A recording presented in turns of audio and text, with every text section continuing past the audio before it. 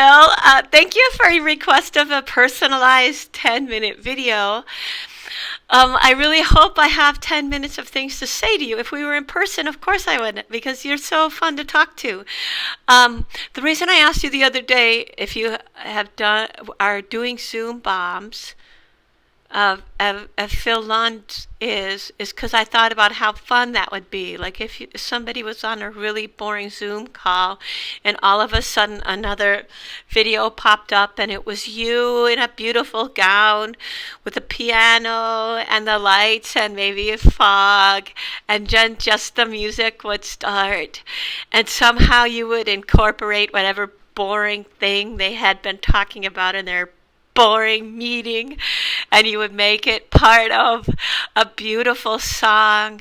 Like say they were having a meeting about the quarterly report, like suddenly you would pop in, and it wouldn't be a play guitar, it would be a piano. It could be a play guitar, like maybe you have a play guitar too, but you pop in and you'd be like, year-end results, what are they good for? What has resulted at all? This meeting is boring because you are boring. Na da da da da da da da da. I'm not in love. Oh, I'm not in love. How does that song go? Who sings that song? I love this play guitar, because it's not intended for anyone. Like, it's shaped like a ukulele. It's like ukulele size, but it's got like plastic string. Oh, open tone. It's not a bad sound, but it doesn't actually, like, if you try to make a chord, it kills it. And I thought, oh, could you replace the strings with actual ukulele strings and then have a ukulele? And I thought, and then a friend told me, like, no.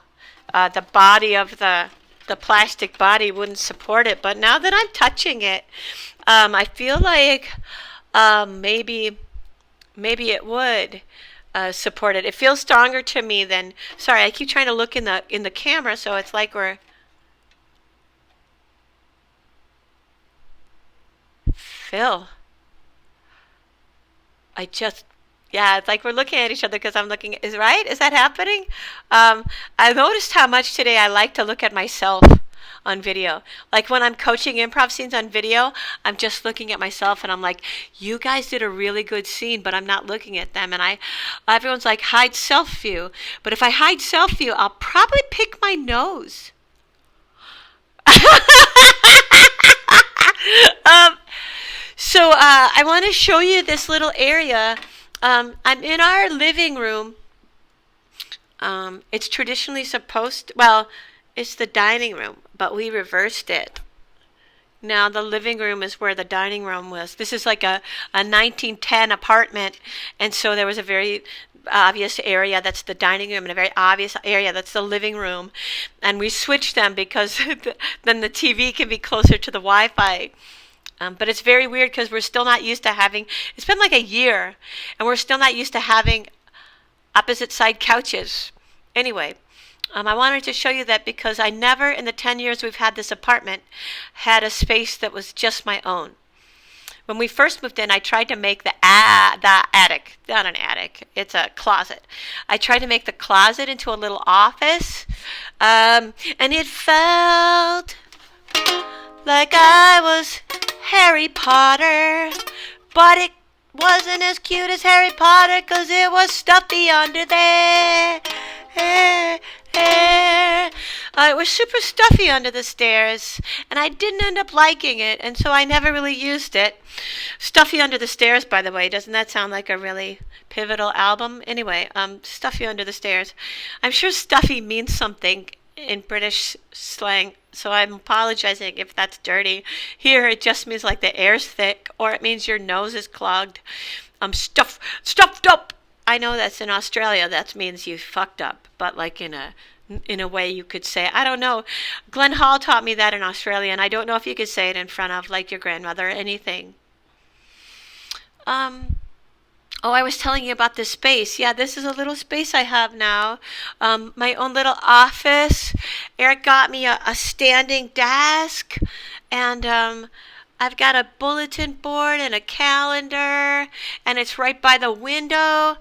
And I found out that like being by the window is nice, but on a cloudy day, it really affects my mood. Um, it's kind of rough to have a cloudy day. Um, I wonder what your space is like now, like where you're sitting, Phil.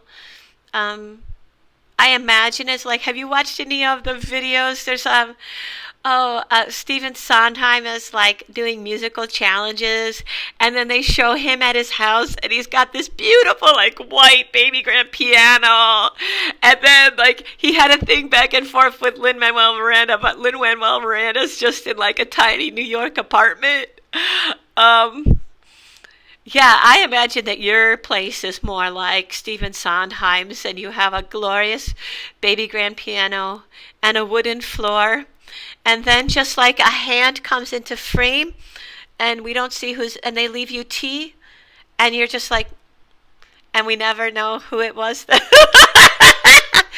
Just someone at your home who brings you tea. Um, that's where I imagine you are. But yeah, I'm really excited about this office. We brought a new curtain. I bought a new curtain to go up in behind because now this backdrop's too small now that I have a new office.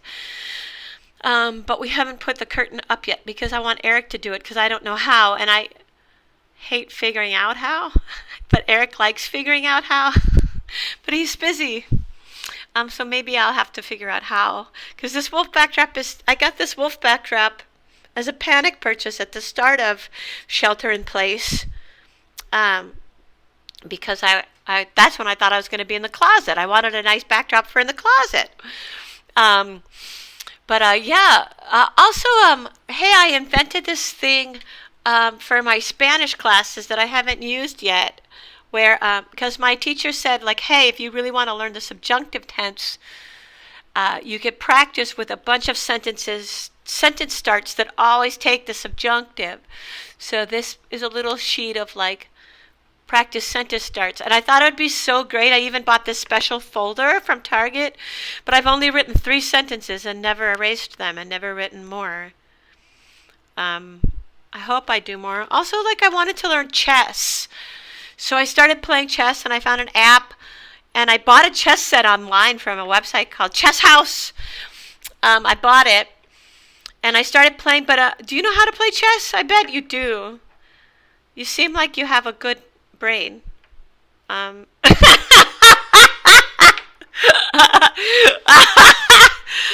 no, I just mean like you're the way you compose music makes me seem like maybe you compose your thoughts in the same way and you could understand stress strategy. I was really enjoying it. And Eric would play with me every afternoon, but then one time I almost beat him. Like, I made him work hard, and he's never played me again. And before that, he would suggest it.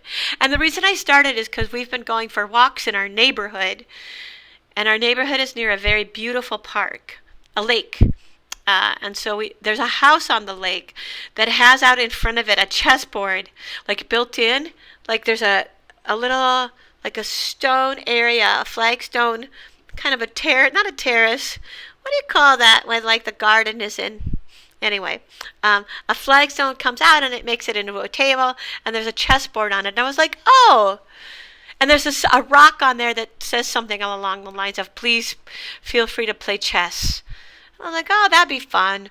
So I bought a chess set and we went down there and played, and it was fun.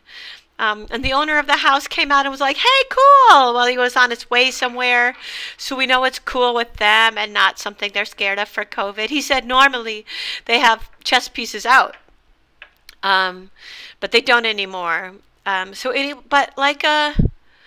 Yeah, I haven't been keeping it up. I'd like to learn, and I know I'll forget because, like, I've tried to learn to play ukulele a million times, but I always forget the chords. Like, I could play a song, and if I skip one day, I've forgotten everything there is to know about ukulele.